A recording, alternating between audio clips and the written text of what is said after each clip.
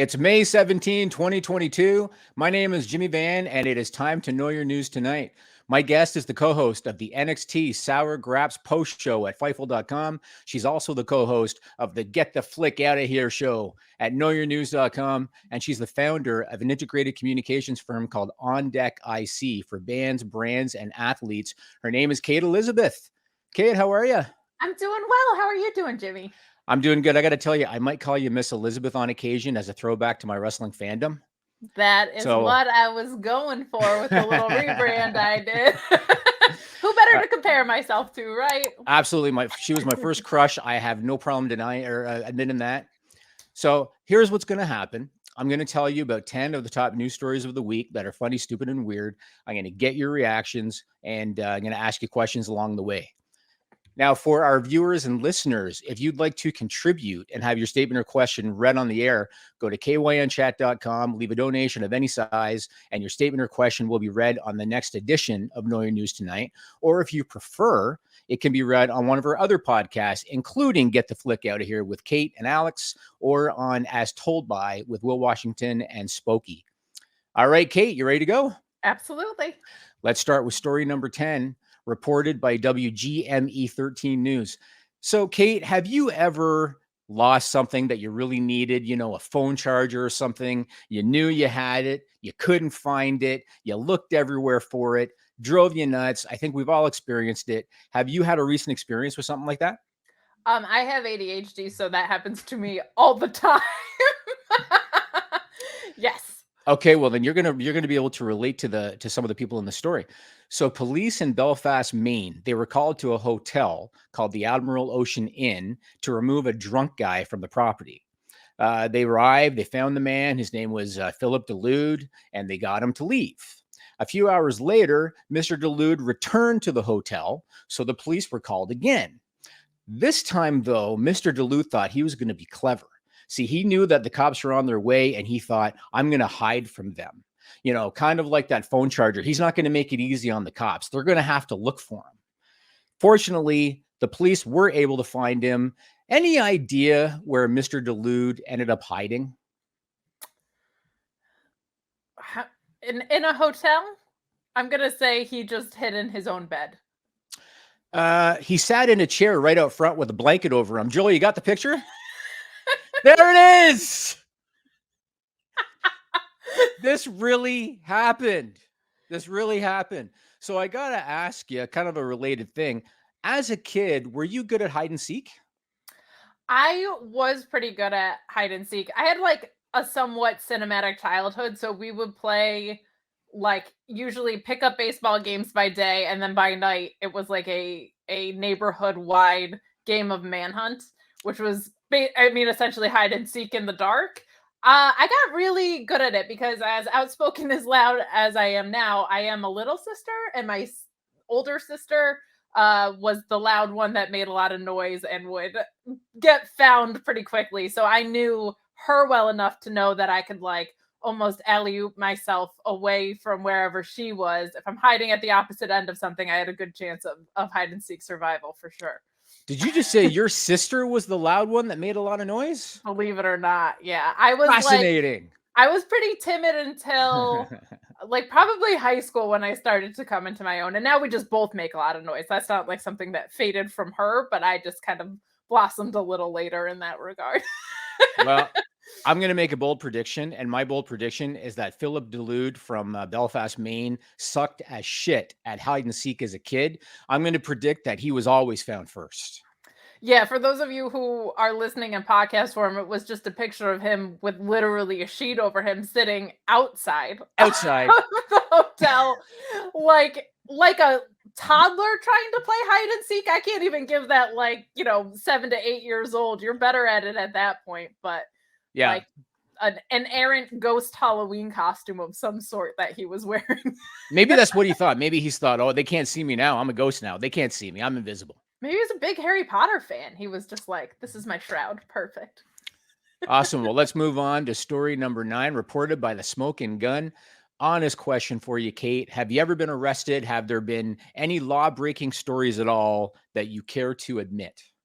I have never been arrested. The only time I was in the back of a cop car was because of a car accident. And my parents weren't picking up the phone, so they were kind enough to drive me back to my parents' place, but never any run-ins with the law for me. Who was driving when you had that car accident?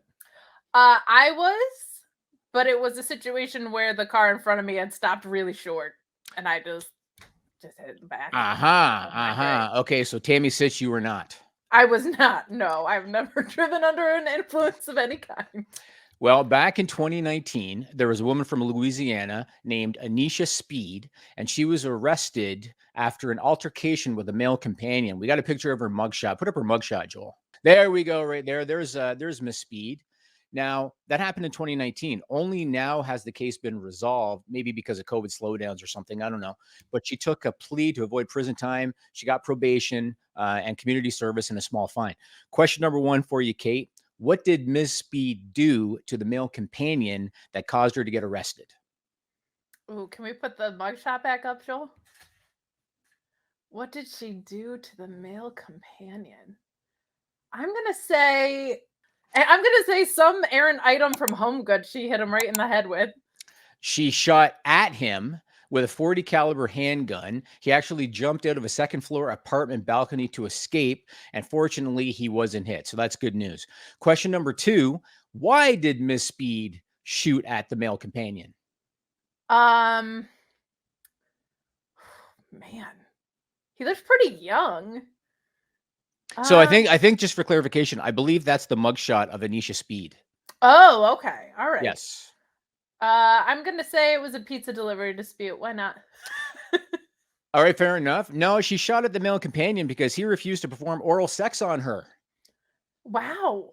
That seems like a disproportionate response. I mean, maybe he had a reputation. Maybe perhaps maybe there was some sort of bargaining agreement that we don't know about ahead of time that indicated that was going to be delivered to her in some sort of way. Well, I just think a more measured resolution might have been appropriate here. apparently they spent the day together. They went back to his apartment. She wanted him to go down. He declined, so she pulled out the gun. He took off. Police were called. She resisted arrest at first. And apparently, to make this even like a little bit better, apparently she stole a shotgun and a PlayStation 4 from his residence when the police came and got her. So let me ask you this. Some bad dates, but that is rough. Yeah. Now here's another thing about her. So earlier in the year, she was actually busted for battery on a dating partner, like in a separate incident. She pleaded guilty to a misdemeanor at the time. She was placed on unsupervised probation. So here's a question for you, Kate. Have you ever been denied loving by a partner and it angered you so much that it caused you to lash out like Miss Anisha Speed? No, I've never responded in anger to someone not being interested in having any sort of sexual encounter at that exact moment. That is not something that has been in my DNA before. No. And have you ever been with a male companion where you weren't in the mood and he said, well, the hell with this, I'm going to go pull out my gun? No, nobody's ever threatened to pull a gun on me for not wanting to have sex in any way. No, that's thankfully not something that I have ever dealt with or been on the other end of. Well, if you've ever seen the movie Sister Act with Whoopi Goldberg, I think that they need to get Anisha Speed into the convent. And I think that they need to get her focused on the choir for a while and keep her away from the opposite sex. That's just my opinion. Let's move on to story number 8. And this was reported by ArtNet. Are you an art person? Like, do you like art? I do. Visual art is not my favorite type, but I appreciate some nice art. Okay, and what are some of your favorites? What are your, I don't know if it's pieces or types or whatever. What are some of your favorites? I love Egyptian era art, of course, naturally. It was like all focused around like strong female like kind of characters or centerpieces. I'm fascinated by like the kind of harsher aesthetics of it. So I like Egyptian era art. Interesting. Well, there's an artist from Spain, and hopefully I don't mispronounce his name. It's Oriol Villanova, and he turns postcards into art. He created a series called Old Masters, where he installs 4 ordinary looking blue jackets in different locations. He puts postcards in the jackets, and he allows visitors to come and find the postcards and look at them. So this is what this guy does. One of these jackets was on display at the Musée Picasso in Paris. You have a picture of the display, Joel? There it is there. So there you see the blue jacket right there. And he puts postcards in the jacket, and then people take a look at the postcards. Hey, art is art, and I guess people are into that kind of thing. Now, that jacket that you just saw, it went missing. Have any idea what happened to the jacket? I'm gonna say that somebody was wearing a similar jacket to the museum and got them mixed up and just decided to wear his right out of the museum.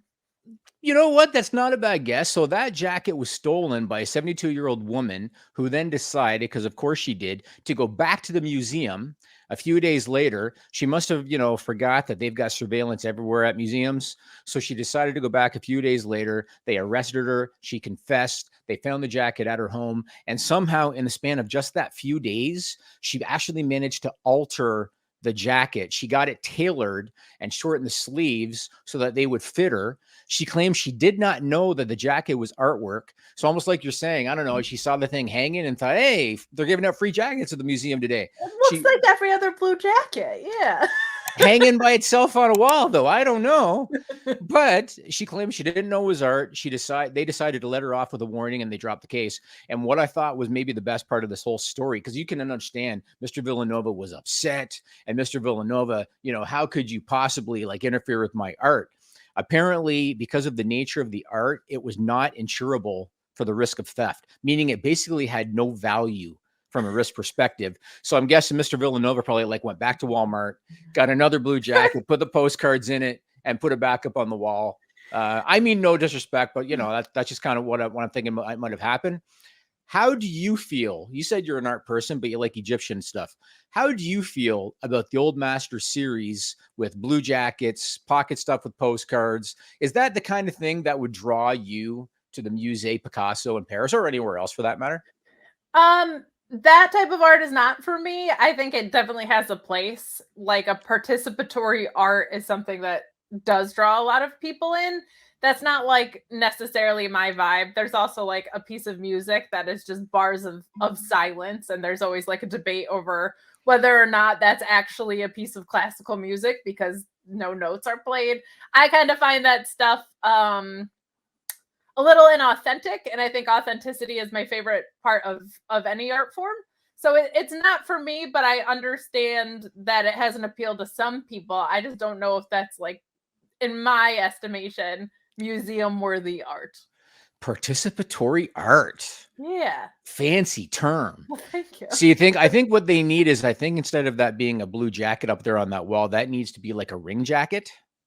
There you go. And instead of postcards, maybe they're I don't know, 8x10 photos or cards or something. Then maybe that would have an appeal to people like us. I don't know.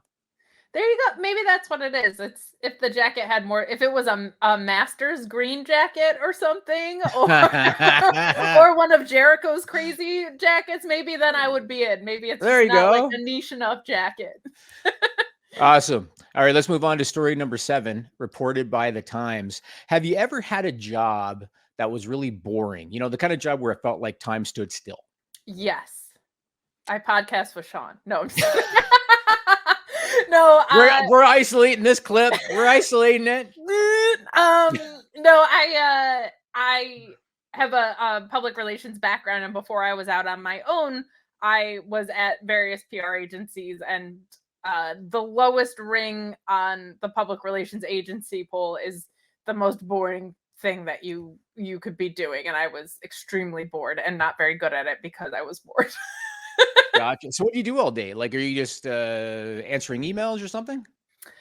A lot of spreadsheet updating of your media contacts and things like that, and a lot of, in my opinion, research that doesn't really go anywhere or feels disconnected from what an overall mission is in a lot of ways.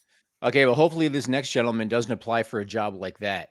So there's a 60-year-old man. He was hired to be a guard during an art exhibition at the Yeltsin Center in the city of Yekaterinburg in Russia.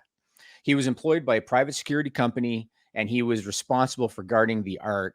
And I guess that the job, it could get a little boring. You can understand, right? You're sitting there all day, kind of doing nothing. Could get a little boring. What did this guard do to pass the time? Oh God. Did he pull up some adult materials? That's an excellent guess. But what he did was he drew eyes on two of the figures in a painting with a ballpoint pen. Joel, you got the picture? I don't know if you can see it there in the back. Two of those figures have, there you go. There you go. Oh my goodness. That looks more like a pencil though. Maybe it's a black pen, I guess. It was a ballpoint pen. So the painting is called Three Figures by Anna Leporskaya. It was insured for 75 million rubles, which is about 972,000 US dollars. Restoration was expected to cost around 250,000 rubles, or about 32,000 US. They think it can be fixed without permanent damage. And here's the thing. So this guy was fired. Police opened up a criminal investigation. But here's the thing. That happened on this guy's first day on the job. Okay, that there's no excuse for, because I was thinking this guy had been there for a really long time and it was like he was in solitary confinement and was just trying to amuse himself the first day on the job and you're tampering with the artwork. Seems bad. What kind of human being, your first day on the job, you think that you're going to be on your best behavior, you're not going to take long breaks, you got to mind your P's and Q's, but he's drawing eyeballs on paintings with a pen his first day on the job. So I got to ask you, have you ever held any job for just one day? I don't think, no, I've had some short stints, but never one day long. Never a one-day job. No, I had a job where I knew on day 2 it wasn't going to work out, but I hadn't departed it until about 4 months later. What? So you knew on the second day and you stuck it out for 4 months? Yeah, I was hoping like it would get better, and I also wanted to have something lined up for when I eventually left, but I knew on day 2 that I was like, this is not for me, which is a terrible feeling when you've been like interviewing. And I also graduated in 2009 and the economy was not good in the US at that time. So to have any job was like a really, really rare thing at the moment, especially at an entry level. So I was being as hopeful as I could, but I knew day 2, I was like, this environment and I are not going to jive at all. Wow. It was very Devil Wears Prada wannabe, which is not like my vibe. Got it. So Meryl Streep was not there.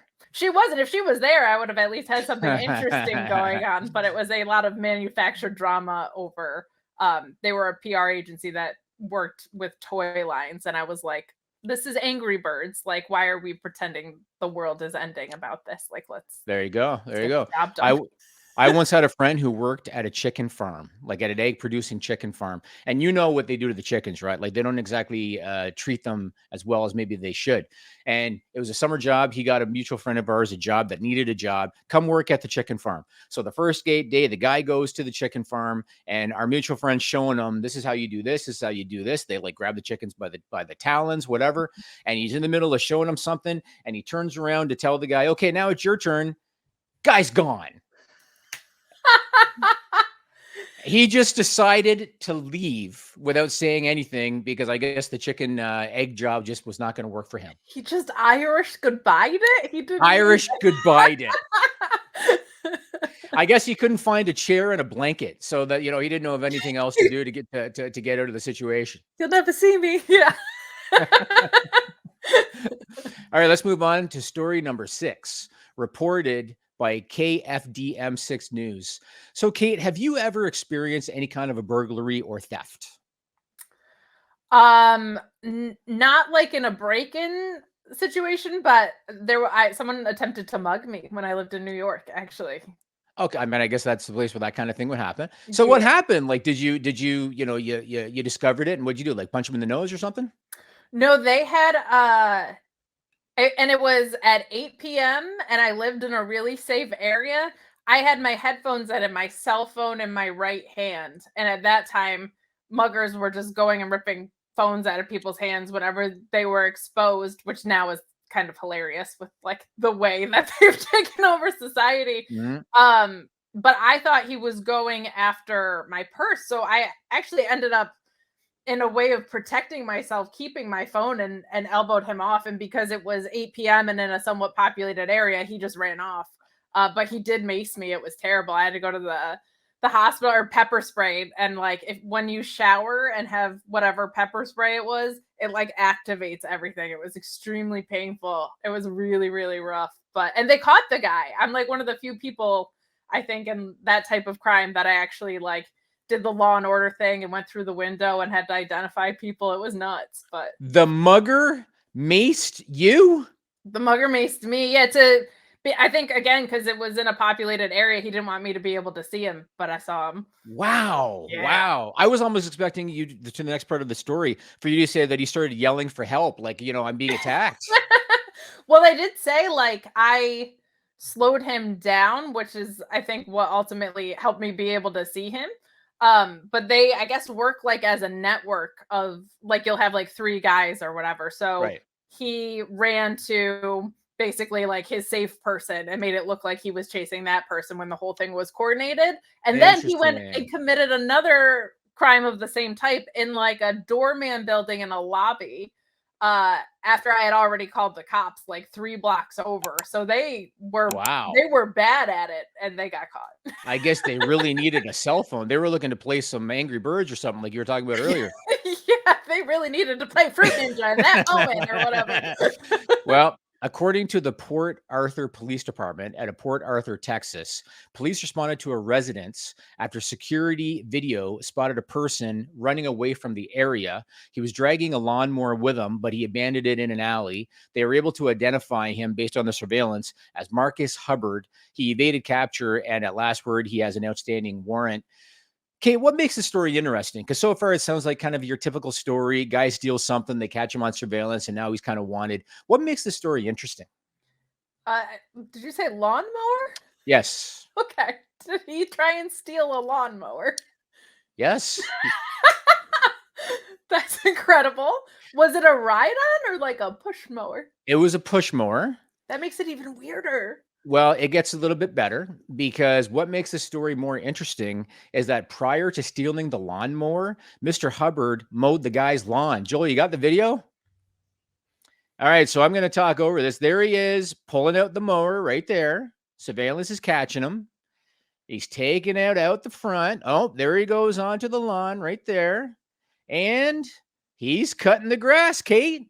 My goodness. Now, in the security footage, Mr. Hubbard is seen, as I just said, entering the property, grabbing the lawnmower, filling it up with gas. He mowed the front and the backyards of the home before leaving the property with the mower.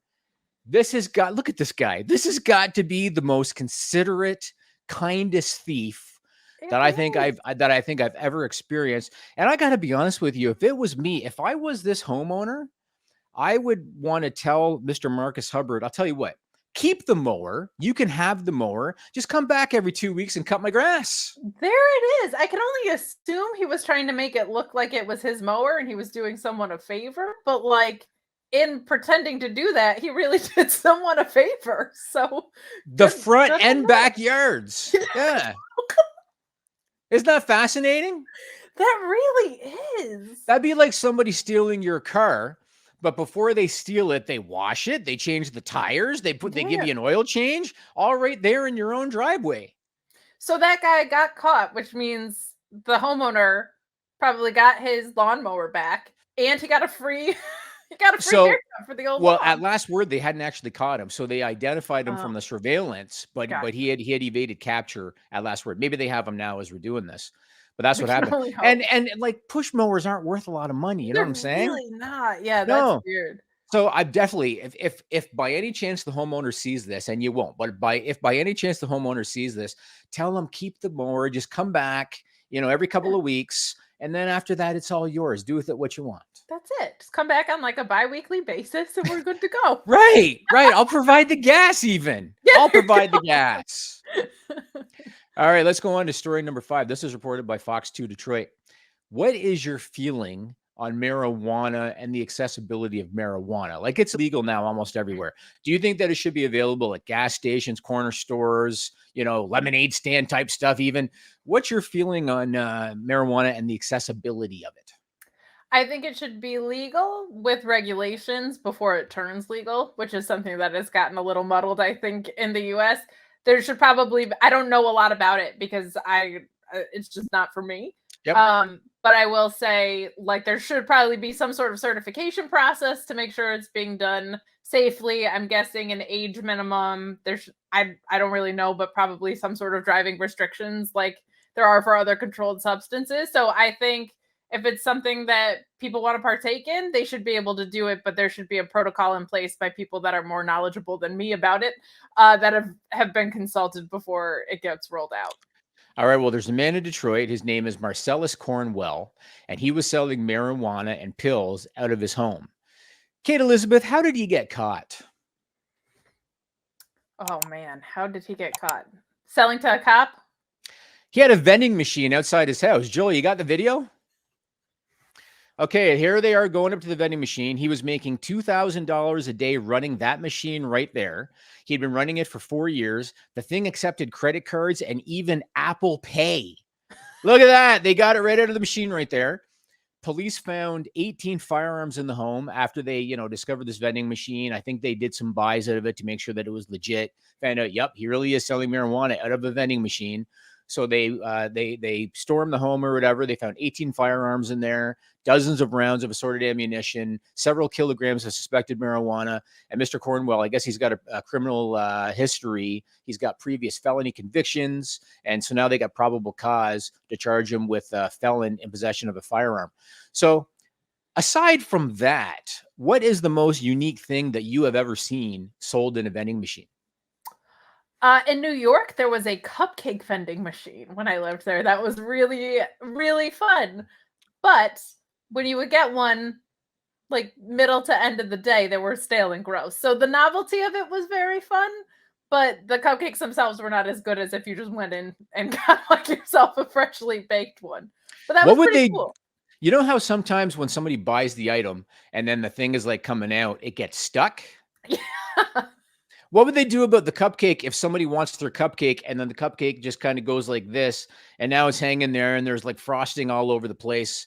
Like, I don't know if that would work. Let me ask you this. Can you think of anything that they don't sell in a vending machine that you're aware of that maybe they should? Ooh.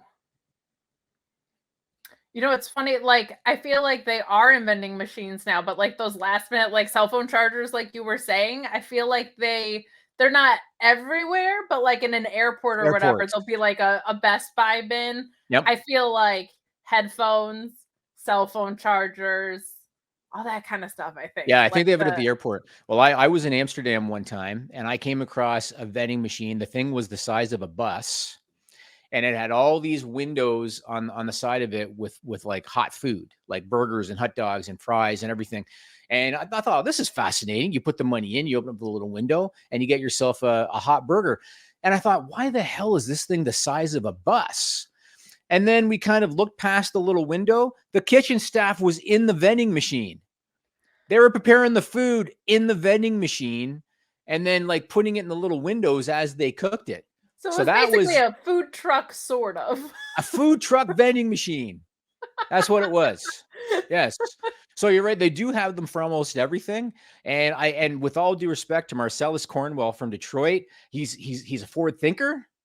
You know what I Yeah. mean? No, he's Forward an thinker. innovator for sure. Apple Pay, for God's Yeah. sakes. So he's a forward thinker, but the law is the law, and it is what it is. All right, we're in the home stretch. After this, go to knowyournews.com or youtube.com/knowyournews, and you can have our after show called 321. We're going to discuss the final 3 news stories of the week. And again, go to kynchat.com, leave a contribution of any size, and your question or statement will be read on the next edition of Know Your News Tonight or on one of our other podcasts, including Get the Flick Out of Here. But now we're going to go to story number 4, reported by the BBC. Have you ever been to Africa? I have not. So you know how you hear stories all the time about places like that where there's some dangerous wildlife. You got lions and tigers and elephants and stuff, and you'll hear about rural areas sometime where there's attacks by these wild animals. You've heard all that stuff in the news, right? Oh yeah, I actually once listened to it was a podcast on big game hunting, and they were trying to show the upsides of big game hunting, which I had never heard before, which is what drew me to it. And one of the things was like sometimes the big game that they're hunting is like one rhinoceros who's like trying to take over an entire village, which was really interesting to me. So very familiar with those news stories for sure. Well, there was a farmhand in a village in Kenya, and he raised the alarm because he spotted a lion just outside his employer's home. So wildlife officials were called.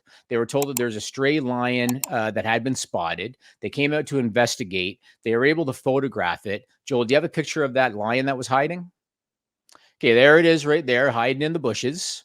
Now, what do you think happened next? So wildlife officials, they come to the home and they're told there's a stray lion. And I just showed you the photo that they took of it. What do you think happened next?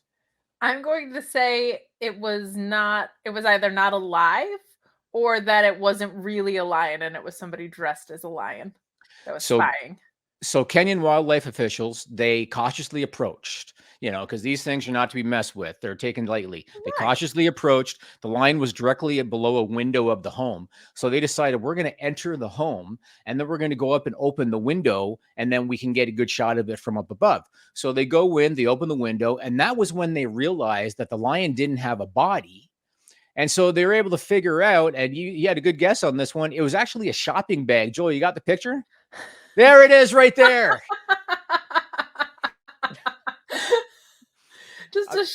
Just one of those plastic reusable shopping bags with a face of a lion on it. Apparently, the homeowner kept avocado seedlings in it, and the farmhand was not aware of that, saw it hanging out in the bushes below the window, thought it was a stray lion. Now, despite the false alarm, the Kenya Wildlife Service, they praised the public for raising the alarm. They said that you helped to mitigate a possible conflict. So they tried to look at the positive, even though, all those resources were utilized to come look at a shopping bag.